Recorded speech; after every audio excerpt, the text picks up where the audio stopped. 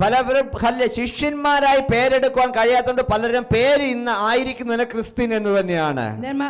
Many people are not able to receive the name as disciples because they are not able to receive the name as Christians.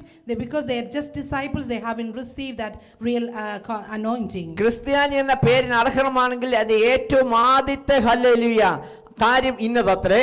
The first criteria to become as a Christian, ഒരു ക്രിസ്ത്യാനിയാകണമെങ്കിൽ അവൻ ആദ്യമായി തന്നെ അവൻ hallelujah പുതിയതായി ജനിച്ച ഒരു വ്യക്തിയായിരിക്കണം. To be a Christian, you need to be born again. That's the first and foremost. അതുകൊണ്ടത്ര യോഹന്നാൻ സുവിശേഷം 3:3 പറയുന്നത് ഇപ്രകാരം ഹല്ലേലൂയ ആമേൻ ആമേൻ ഞാൻ നിങ്ങളോട് പറയുന്നു പുതിയതായി ജനിച്ചില്ല എങ്കിൽ ദൈവരാജ്യം കാണുവാൻ ആർക്കും കഴിയില്ല എന്ന്. അപ്പോൾ അവിടെ പറയുന്നു വീണ്ടും ജനിച്ചാൽ മാത്രമേ ദൈവരാജ്യം കാണുവാൻ കഴിയുകയുള്ളൂ എന്ന്. I mean, it's very clearly written here that if you are not born again, you cannot see the kingdom of God. എന്ന് വെച്ചാൽ ഇന്നായിരിക്കുന്ന രാജ്യത്തിൽ നിന്ന് ദൈവരാജ്യത്തിലേക്ക് കടക്കണമെങ്കിൽ നീ പുതിയതായി ജനിച്ചേ മതിയാകത്തുള്ളൂ. If you really want to enter into the kingdom of God where you are right now, you got to be born again. ഇന്നായിരിക്കുന്ന അവസ്ഥകളിൽ നിങ്ങൾ പാസ്സായി അടുത്ത സെക്ഷനിലേക്ക് കയറിയേ മതിയാകത്തുള്ളൂ എന്നർത്ഥം. You need to pass the current state and then move on to the next level to enter into the kingdom of God. അതിനായി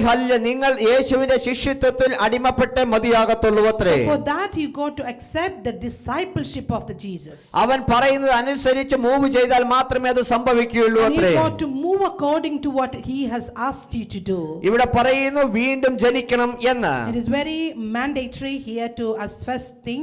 എന്ന് വെച്ചാൽ നിന്റെ പഴയ മനുഷ്യനെ നീ ഉരിഞ്ഞു കളഞ്ഞ് ഒരു പുതിയ മനുഷ്യനായി ക്രിസ്തുവിൽ രൂപാന്തരപ്പെട്ടേ മതിയാകത്തുള്ളൂ അത്രേ. When it says that born again, you have to take off your old self and put on the new man in your body.